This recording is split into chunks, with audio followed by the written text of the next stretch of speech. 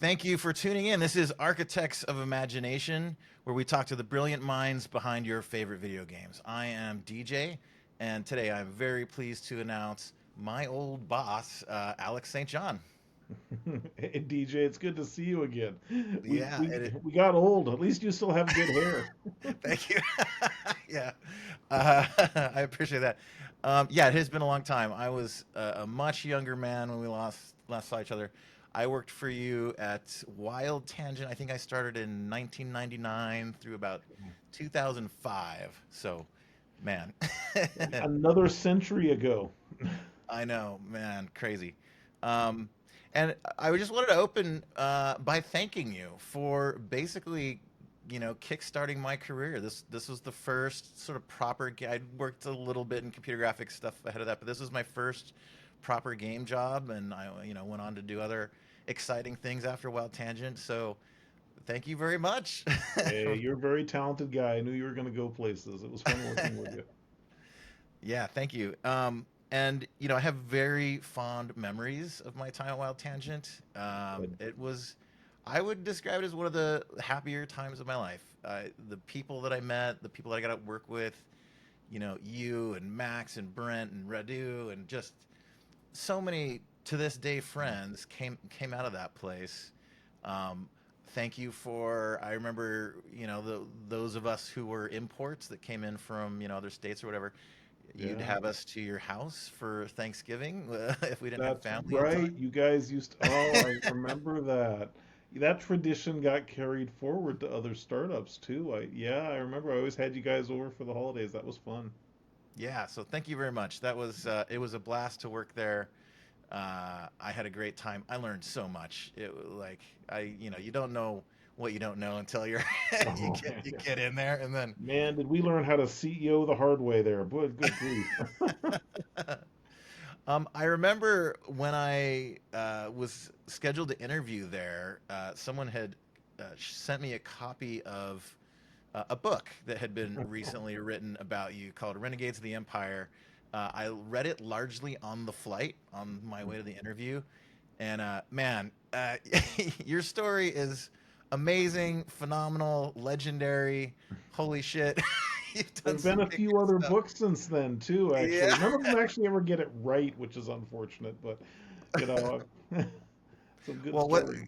give us a little there. What is something that like you wish that they would do right that Well, they haven't when a book entirely? author, they're usually a journalist, so they're not that technical, and two, they're trying to take a good story, and the stories about me are very nerdy, so they kind of focus on the more sensationalist, funnier things I do, and kind of forget to mention that I built a whole lot of technology I'm really proud of. So my greatest frustration is I go, hey, those are funny, nutty stories. Don't get me wrong, I did a lot of crazy stuff, but I did build a lot of technology I'm really proud of, and I kind of would wish that that would make it into the history book alongside the talking Bill Gates into wearing a trench coat and shooting up a bunch of monsters in Doom.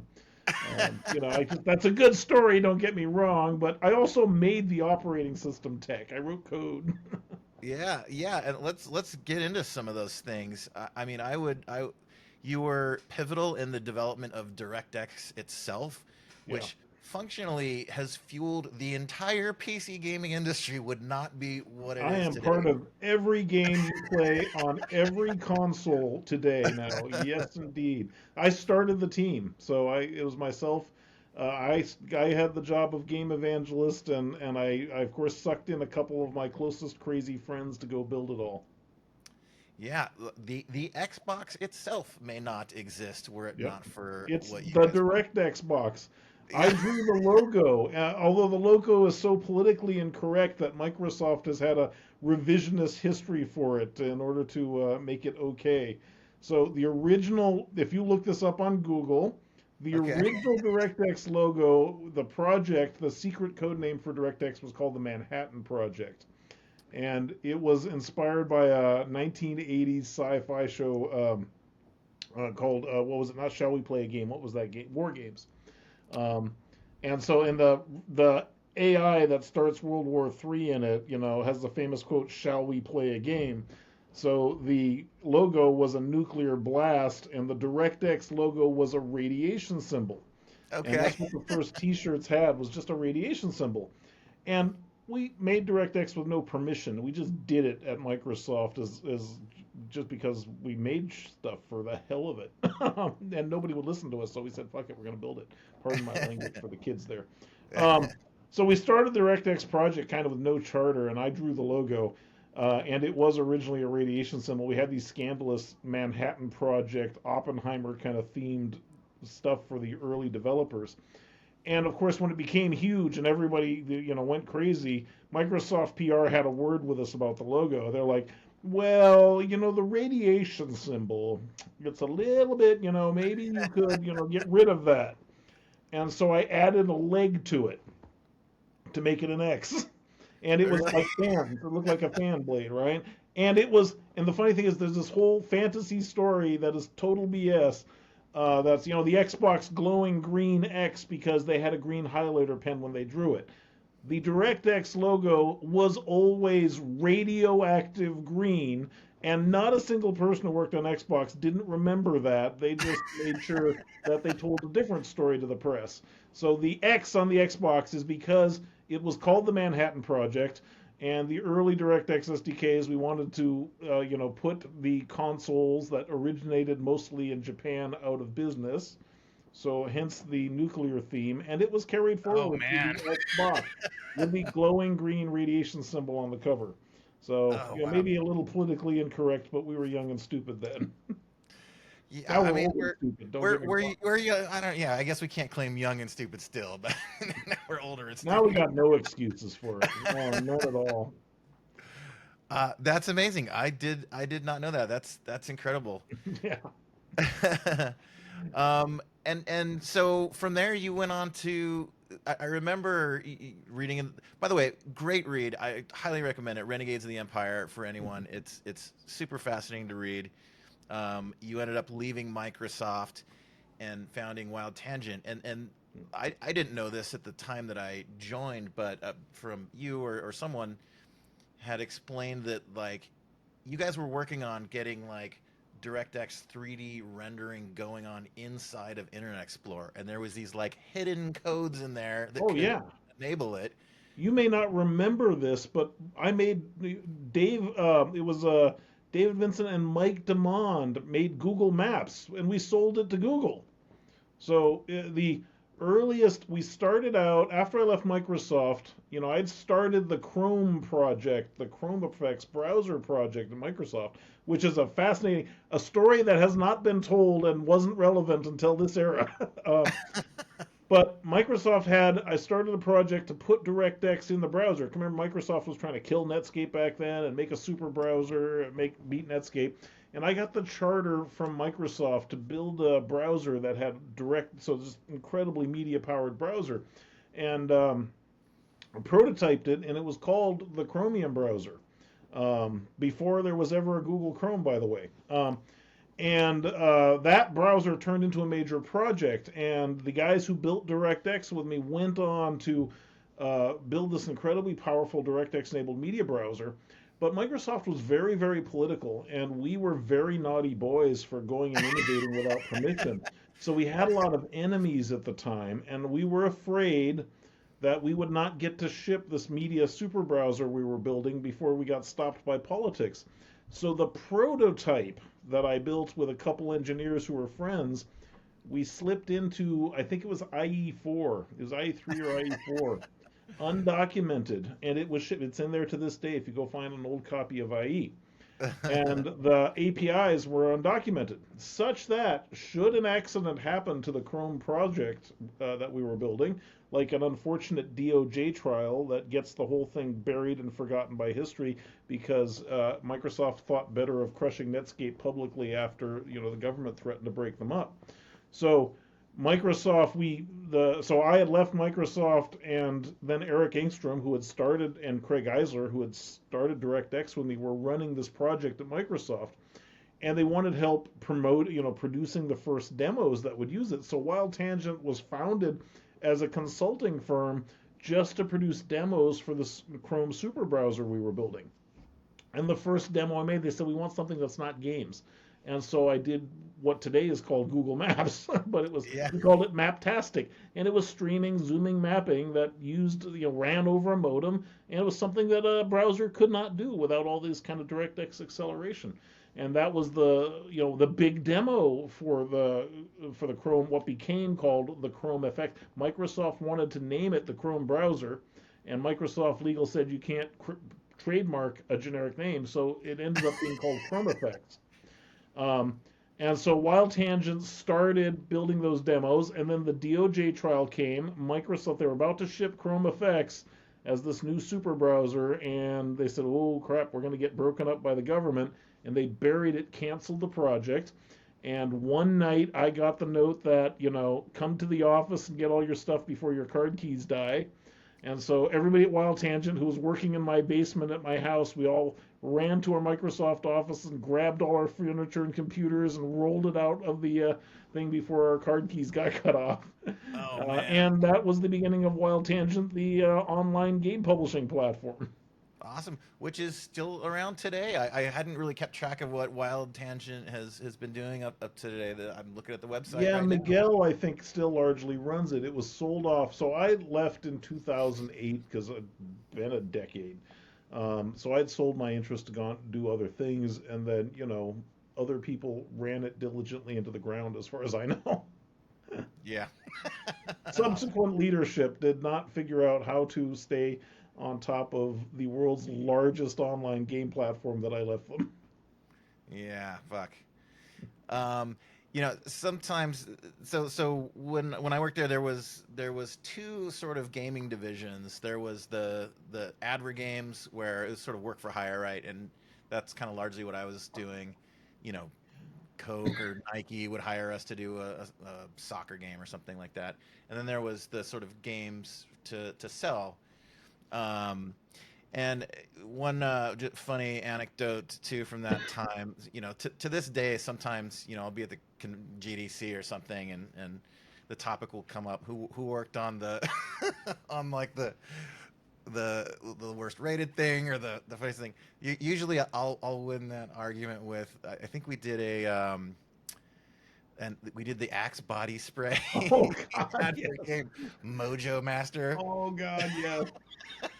which was a hitting on women It card was a game. hitting on women card game. Oh, And so embarrassing. well, now you're not an employee. I should tell you some of the HR meetings we had over. So Bill Clifford, who now is in charge of Unreal Engine at Epic, Yeah. sold Max a multi-million-dollar Advergame deal. He kind of wanted Magic the Gathering for hitting on chicks, sponsored by Axe deodorant, right? Like, Right. well, I guess we need the money, right? But the problem is they wanted, the sexy chicks that you were hitting on to be doing sexy things. And so we needed a mocap session, and Paul Steed, the famous, Quake artist, who was I famous see where for this is his going. animated girls workforce. So Paul was obviously going to be making all the naughty 3D dancing girls. And Paul, of course, said, well, I need mocap sessions. And so I said, there's no way that I'm letting Paul Steed go do mocap session with professional strippers or whatever, unsupervised.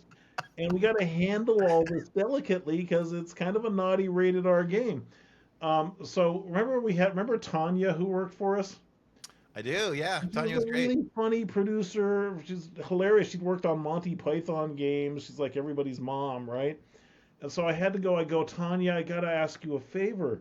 I need you to produce this Mojo game because there's gonna be all this stuff going on, and I need somebody to camp on it, manage the HR. We need everybody to sign who's gonna work on it, things saying, I know I'm going to be working on naughty things.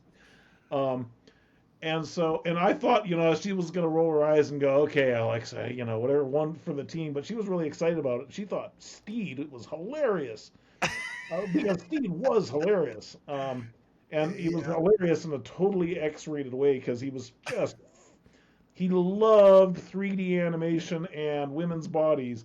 And he would not shut up about how to animate and model. He wrote books on it, right? And he would just go on and on about just shocking stuff. He'd do it in front of customers. They thought he was hilarious.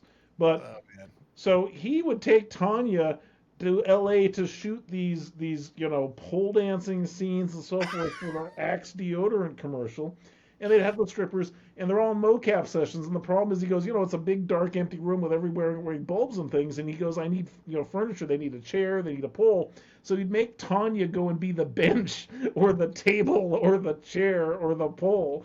So she'd be in every scene holding something or being a prop that they were standing or dancing on or so forth. Oh, So she would Steve, come back no, from a day no. of being, yes, she would come Oh back from no. a day of being furniture. So it just every day we just go, thank you for doing this. Please, protect us from lawsuits, Tanya.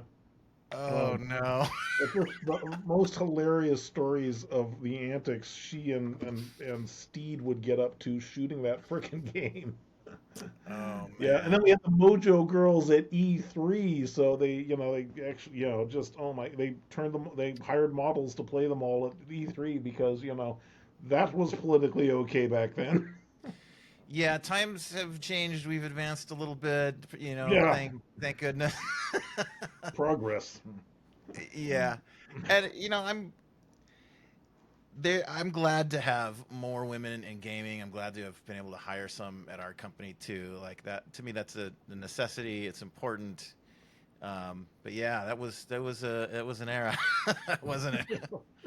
That was, remember most of the time I was trying to make Disney Kids Nintendo type games. That was really our theme, but man, there was a lot of money in that deal. Yeah, Polar Bowler. Yeah. Yeah. Hmm. And I remember Carol too, one of our producers. She had just come from Disney too. She was just the sweetest. Yeah. She was great.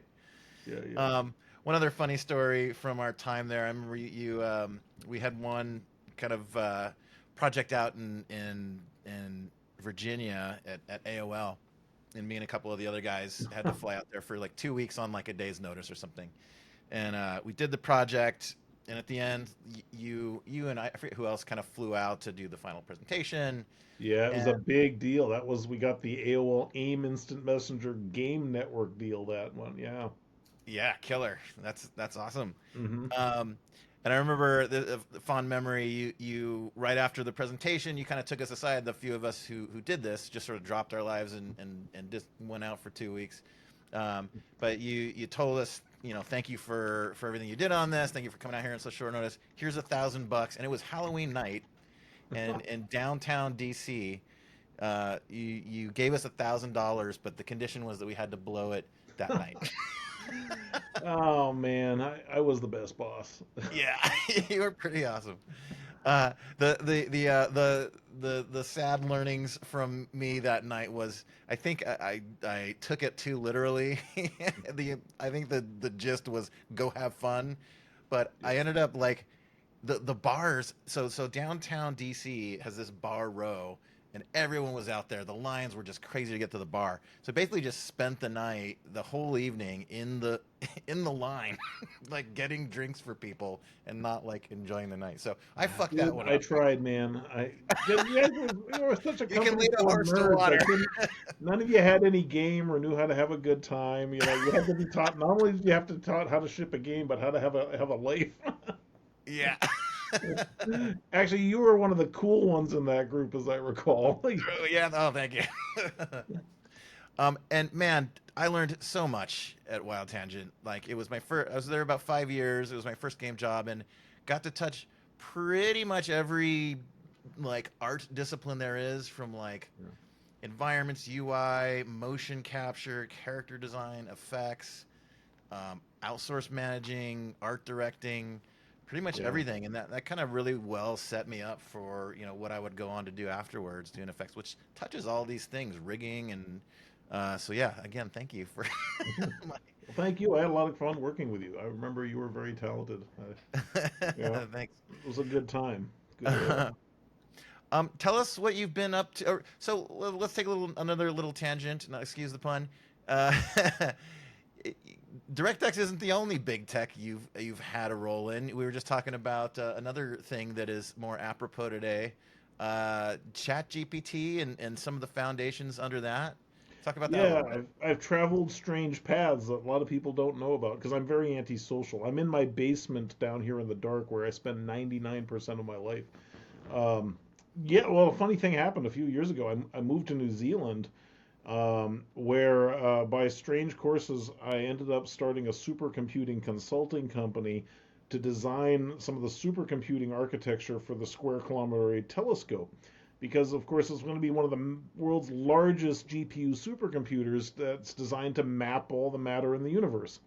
And it was a major scientific undertaking, and they had a bunch of academics and not somebody who actually knew how to program GPUs. So I ended up helping them with the design of a lot of the architecture. And the strange thing that happened was that I was very successful at a lot of the computer science side. But they said, there's 12 countries funding this thing, and 70 to 80% of the cost is just the electricity to run the supercomputers. Can you think of any way to do this kind of math with less power? And I said, well, I've got no experience at that. I'm an algorithm guy. But I said, what are you doing, and what consumes all the power? And it was all the storage, because GPUs in that era were I/O bound. You couldn't get data into them fast enough. Hard drives were slow, networks were slow. So the GPU, you handed a problem and go compute done, and then you're just waiting for it to copy the bits back to the hard drive or over the network. So I took a look at that and I go, well, I don't know anything about storage, but that's obviously the power problem. But, I got a notion. So I called up Jensen, CEO and founder of NVIDIA, who I've known since he founded NVIDIA. And I said, hey, I know you guys make supercomputers with Cray these days. Could you give me the drivers to the InfiniBand cards, the source code? Because I want to modify them to talk to NVMe drives directly. And so I made what is now called, NVIDIA calls it, I think, GPU Direct Storage, and Microsoft calls it the Direct Storage API in DirectX. And so I made modified NVIDIA drivers to talk straight to NVMe drives. And an NVIDIA GPU could do that at 9 to 12 gigabytes a second per GPU. And that was the I/O speed needed to train AI models with GPUs at a huge scale. Because the GPU was fast, but you had to churn through just massive volumes of data. So NVIDIA, after I gave them that driver code, they acquired Mellanox. And so the data center technology you need to train a massive AI using GPUs is actually this enormous storage fabric, which makes it possible to do it at the speed. And so the funny thing is, years later, after a stint in radio astronomy, Microsoft announces direct storage, which I'd made, but nobody at Microsoft knew that. They got it from NVIDIA. And it's on the Xbox. So I made another DirectX API 20 years later accidentally. Um, Amazing. yeah, it's funny. And then NVIDIA bought Mellanox for like $7 billion. And so it's weird to live in this world where computers are coming to life on video game chips we made in the 90s. And the thing that made it possible to train them was the storage stuff I made for radio astronomy. So it's a very strange life to, kind of see that unfold. And I've worked on other weird. So let's just be vague and say that supercomputing's become very relevant to lots of military and sci-fi applications. So I get called to work on some of the coolest stuff I never imagined getting to work on that I can't really talk about. Wow. Let's just say that you'd use a lot of GPUs to shoot down satellites and drones with laser beams. And ironically, we use Unreal Engine for that. Get the fuck out of here, really? Yeah, it's great. It's a great Amazing. career. That is awesome. It's a luxury when someone is able to like make have your thumbprint on, humanity itself. Yeah, my sweaty fingerprints all over everything. That's Yeah, awesome. yeah. Well, and so recently, so I, moved back to the US and I kind of got marooned during COVID, and I'd sold my company in New Zealand. So, I was like going, I'm going to play Call of Cthulhu with all my old gamer friends. So we played Call of Cthulhu in my basement for like 6 months straight. That was my startup therapy. And then COVID kind of spoiled all the fun. So, I was doing a lot of this consulting while I was doing COVID, during the COVID epidemic. And I kind of lost interest in the game industry because it had seemed very stagnant to me. Everybody there wasn't much innovation. Everybody pinned down their market niches and business models, and everything was very stratified. And I thought the game developers were very trapped in their various, channels of business models. So I didn't see a lot to interest me in the game business for a long time, for a lot of years. And then the funny thing happened during COVID, and I'll associate them arbitrarily, but it was the failure of Stadia and the success of Twitch kind of at the same time, side by side, that caught my attention.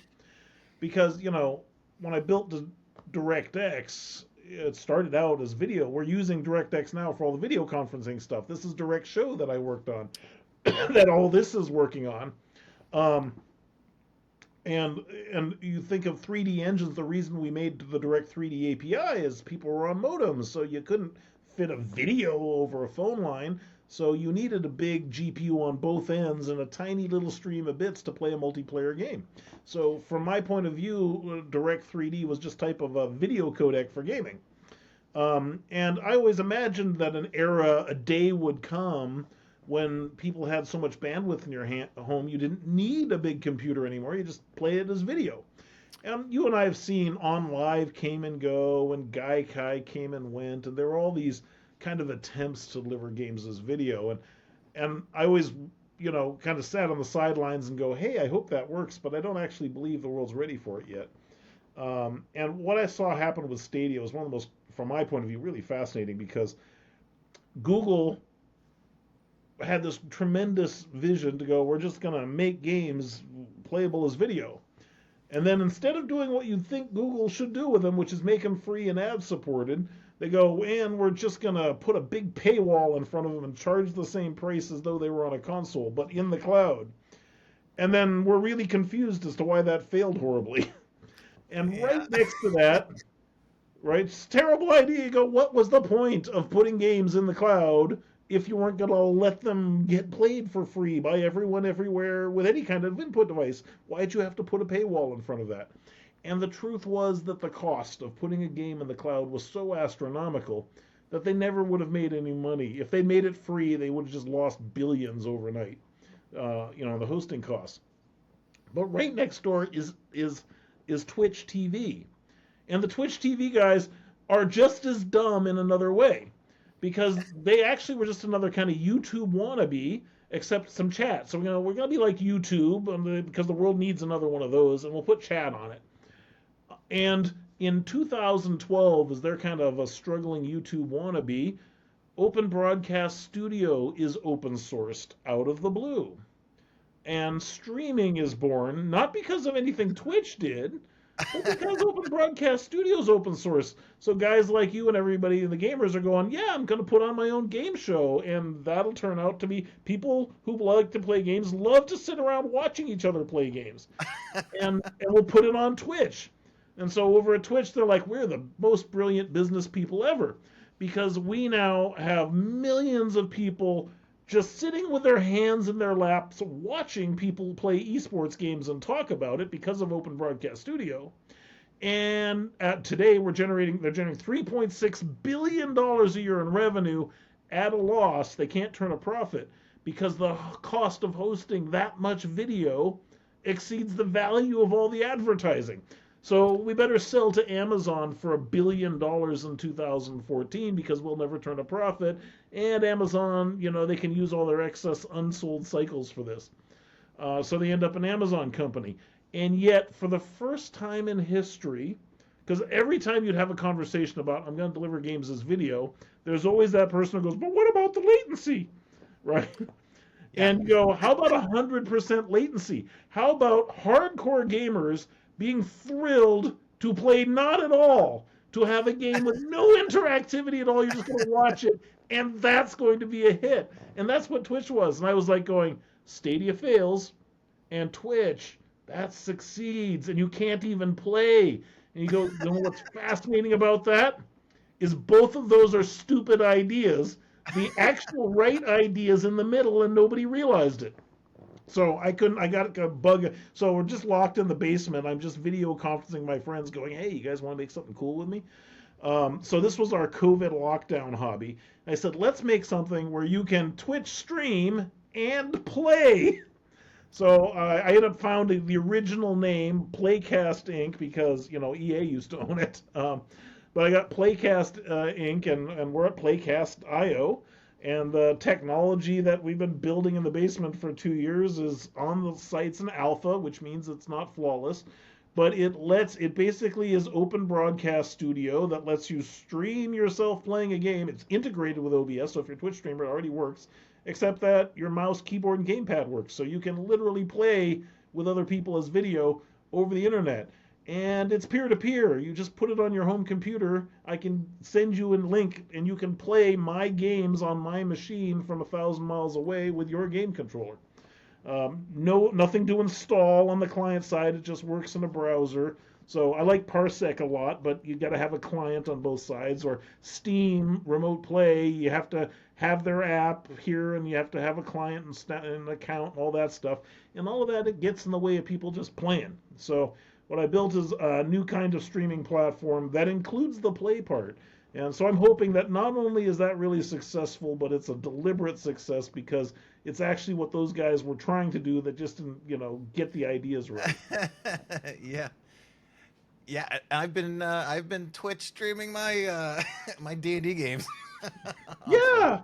Yeah, I think Twitch is, again, it kills me because you go, what's funny is this is the best accidental idea ever. I never would have thought, I never got said, yeah, gamers would love to just watch each other play and that'll be really Yeah, awesome. I I never would wouldn't have have thought. thought of that, right? Amazing. Everybody's surprised. Even Twitch, of everybody who's Twitch, they're like, hell, we're rich. Quick, take credit for being geniuses and sell to Amazon. Because, whoops, thank you, Open Broadcast Studio. Yeah, OBS is great. Yeah. Um, and Playcast, your website's up. You can download it right now. I'm looking Yeah, at the. it's a live alpha. Again, still, literally, it's just a team of 4 of us cranking away. I hope I can open source it because, ironically, who encouraged me to do this because I was just consulting on some of those projects I was talking about, which pays a lot better than being an entrepreneur. And Bing Gordon, the founder of Electronic Arts, reached out to me. And the funny thing about one of the founders of Electronic, obviously it was Trip Hawk and so forth, but he's a lot older than I am. So back when I was a kid, EA was epic. It was the coolest game company, game studio Yeah. around. And I used to take pride in ripping the security off their Commodore 64 games so I could share them for $1 with my little friends. I was very naughty back then, but I was a huge fan of Electronic Arts. And I'd known about Bing for years. I'd never met him, and it turned out he wanted to acquire Wild Tangent. He'd actually led EA's acquisition offer for Wild Tangent, and I had never known that. We just got a letter over transom going, "Hey, we'll give you a few $100 million for the company." And I was like, "No, we're worth billions. Hell no, right?" Um, but years later he said he loved Fate, one of the games that Travis Baldry in our studios produced, one of the best games, downloadable games ever. And Yeah. he said he's just a huge fan, and he followed my career. And he said, I've got lots of money and I'm a VC. What do you want to do? And I said, well, I got this thing I've been doing with friends while we've been consulting. And he said, well, if I put some money in, you guys want to quit the consulting thing and just make it happen? And so I've ironically one of my childhood heroes is the investor in playcasting. All right. How cool is that? That's pretty rad. Yeah, it's really amazing. So like I said, it's just in alpha. It's got some bugs, but all you got to do is download it on your PC, and you can serve your games off your own computer, peer to peer. No cloud required. Send your friends a link, invite them, and just say, "Here, come try my Steam games." And I integrated it with the Open Broadcast Studio camera. So if you're a streamer, you can literally stream yourself playing with friends as video. And if you want to invite your audience to play, you just find the mechanism to email them a link and say, here, click this and bring a gamepad, and you can jump right into any gamepad enabled game. So it's give it a try, and of course it needs polish. We're working on the UI, but I'm hoping it's a big revolution. And like I said, if it gets popular and takes off, I'm going to try to get it open sourced because I think Open Broadcast Studio is one of the coolest open source projects. I'd love to get one of those on my tombstone before I leave this mortal coil. Yeah. So I'm hoping I made the next cool thing in streaming, if you will. Well, good luck. That is amazing. I'm gonna check it out right after we're done here. Before we go, I want to bend your ear a little bit about entrepreneurship. You've started several companies. I am on my first. Yeah. One thing I remember from just hearing from you back in the day at Wild Tangent that is kind of stuck in the back of my head was, Wild Tangent had a few things going on. There was like Advergame department, there was games that we were licensing and downloading and coins for and stuff, but there was also the tech behind it. And I remember you talking about how a services company, if you're just work for hire, your valuation is kind of capped at a certain amount, Yeah, right? you're worth So it some is multiple of your head count. exactly right. So having some sort of like tech behind it is something that then sort of unlocks another level. Um, tell us, just rant for a minute about entrepreneurship, just things that people starting up companies, I don't know, things that You know, you've learned one along the way. one of the things I hate about all other entrepreneurs, especially the Silicon Valley culture, is they do nothing but say positive things and how, brilliant and visionary they are. And you never hear any of them talk about all the stupid mistakes they made. And it really frustrates me because I know all those people and I know the stupid stuff they did and I know the stupid things I did. And the sad thing is that anybody watching entrepreneurship in Silicon Valley from the media from the outside would think that, Mark Zuckerberg, these guys are just born geniuses and spring straight into visionary success and everything goes according to some grand scheme they had. And I think that's often probably very discouraging and so I know a lot of people who have naive notions about what it's like to be an entrepreneur, and when they discover it's something else and they hit some hardship, they give up, because they just nobody told them it's actually always hard, and all those guys went through some enormous trials to get wherever they're going. So the funny thing is, one of the things I try to do is I go, I'm going to tell you the dumbest things I did because that's actually the most useful thing I could do for anybody, and there are a lot of them. And I was, a fortunate, weird beneficiary because remember, Wild Tangent was started in the crazy .com era. So I came out of Microsoft famous as this kind of reckless, wizard who'd made DirectX and turned Microsoft into a game company. And the VCs were lavishing me with VC money, which again turns out to be a huge mistake. It sounds great. Thank you for millions in free cash. And if you have never been a CEO and never tried to run a startup, never had to lay off people because your bank account's low, you just think that money comes easy and you just burn it. And so I was raised in an era where everybody just burned their money. And then the .com market crashed. They all went out of business, and they crawled away silently, and you never heard from any of them. They were all bragging and talking to the press about how brilliant they were, and then you never heard of any of them again. So it was and Wild Tangent survived that because I'm really tenacious. That's probably one of the number one things I would tell an entrepreneur is I go, you know what? I know I've got a high IQ, the big brain is really cool to have, and it really gets you into a lot of trouble. And the thing that always gets me out of it is the work ethic and the relentlessness.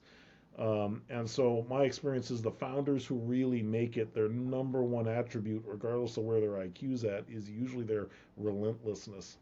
And so I said, I screw up constantly, constantly make mistakes. The one thing I never do is give up and crawl away. And the result is, ironically, always success. Maybe not success always on other people's terms. I'm kind of a strange guy, so maybe you notice I love the technology maybe more than I love wealth. So I've never considered myself to be exceptional at business as I've been exceptional at innovation. But there are definitely people who are just all about getting the billions, and the ones who are tenacious, they do eventually get them. So one of the number one things I'd say is I had a lot of friends. I knew all kinds of people who were entrepreneurs, and the number one thing that would end their entrepreneurship was their own self defeat. They Give up. maybe justifiably hard, and they'd give up. They'd quit. That was it. And the people who didn't do that, they usually ended up rich eventually. Maybe it was a long haul, but they'd do it. right? Like I remember the Roblox founder, David Bazuski, or whatever his name was. It's been, Yeah. I remember seeing that game and going, "Oh, I got to get that in my network. Let's go find him." And boy, I never thought that guy would have made it. Just, oh, Yeah. so the minefield he crawled over to build Roblox boggles the mind. Um, and that was the kid. Do you remember Arctic's Adventure Quest? Were you around for that guy? I don't think I recall that. No. It was Art. So the website, I think they're still around. Arctic's Adventure Quest. It was an 18-year-old kid in the Louisiana swamp who made the crappiest little flash kind of RPG you could imagine with a few of his high school friends. Uh, they're very uneducated, very rural, and the game was shockingly bad. He had 10 point some million players just playing the heck out of it. Wow. And his dad had all kinds of health problems, and it had this enormous traffic. They knew it was valuable, but they just, they weren't from the culture where people were surrounded by people who knew what to do with it. So they hired a UBS banker to try to sell it. And I'm trying to remember the guy's name, John something. It's John Salter, really good guy. And he called me up and he goes, "Hey, Alex, I know you like publishing these games and working with all these young studios. Can I show you this thing, get some advice?" And so I met the kid, right? And Bill Clifford was really instrumental in this too. This is one of his great hero stories, frankly. Was we met this kid and said, "Yeah, how do you monetize this?" And I go, "You got all this traffic, but it's kind of doesn't convert to anything. So how can you sell it when it doesn't really make any money?" And so Bill Clifford got in there and jacked up the game with well-designed ad inventory. It's the first game where we said, "Hey, it's an adventure quest. Let's just put a character in it that is the advertising quest giver." And so we don't want to crap the site up with advertising. Let's just say, "Hey, if you want free stuff in the game, that's the shop you go to, and you'll give you the Sony motion picture sponsored adventure." And we put that in the game, and so then it wasn't all over the place. You had to go and volunteer to do it, and everybody who played it did. 96% of people go, "Yeah, I want to see some ads to get some free stuff," and so it was wildly successful. And I think I remember hearing the last I heard is it was generating like 35 million a year in ad revenue, which was a lot Wow. back then. And they decided not to sell the company because it was so profitable. And the kid's dad had serious heart problems. He like bought his dad a new heart, major quadruple bypass surgery, and then bought him a Rolls Royce and cash and so forth. So I remember hearing reports that the kid had done really, really well, just and provided for his family and made just a lot of cash. And it was a fascinating story, and there was a surprising number of those out on the internet who you never heard about because they never got VC and they never talked to the press, and they were just tenacious people that kind of just they had something they had to get out there, and even though it was hard or confusing, they made something successful. And so probably the number one thing I tell you is what you should believe is running a startup, being an entrepreneur is really immensely painful, and you're just going to get the crap kicked out of you for years. And it's going to see, and there's two things. The hardest thing about being an entrepreneur is you're always wrong about, and you want everybody go, "I want to be visionary. I want to know, be smarter than everybody else, know what's going to happen." And you'll feel elated. I just got the biggest deal ever. We're going to make it. And you're wrong. It's actually the worst thing to ever do, and you're an idiot for doing the deal. And you have the deal, you go, "Oh, this is the stupidest thing I've ever done. I'm the worst CEO. I'm going to lose the business." And it was the most successful decision you ever made. And you don't know until it's retrospect. And if you don't have the emotional fortitude to deal with this bizarre roller coaster, you're going to fail because you got to be tough. And so that's probably the number one thing I would tell people is if you go in there thinking it just goes great because all you hear is people bragging. It's a lie. They're full of shit, right? Because you got to sell that story. If you're raising VC, you can't show any self doubt in the valley. But believe me, those guys have a lot of rough days. And the number one thing that separates the winners from the losers is the people who just go, "I'm going to navigate it, find my way through, and keep going." All right. That was probably long-winded, but that's my best material. Thank you, Alex. That's amazing. I appreciate the advice. And with that, I think we're going to wrap up. I'd like to thank our producer, Martika Ibarra, executive producer, our editor, Robert, the entire Architects of Imagination team, Alex, do you want to pimp social medias or the company name one more time? PLAYCAST IO. Go and visit the site. Just an alpha, so it's only for you serious streamers. Especially if you're a streamer, I'd love to get feedback. Join our Discord channel. I'm up there chatting with people, and try it out. And if you got features, things it needs, let us know because it's just four of us working away startup style, having a good time making the stuff, and we'd love to see people using it and telling us how to make it better. Thank you. Thanks for joining me, Alex. This has been Architects of Imagination. I'd like to thank our executive producer, Martika Ibarra, our editor, Robert Burnett, and the entire Architects of Imagination team. Thank you guys for watching. This is Architects of Imagination.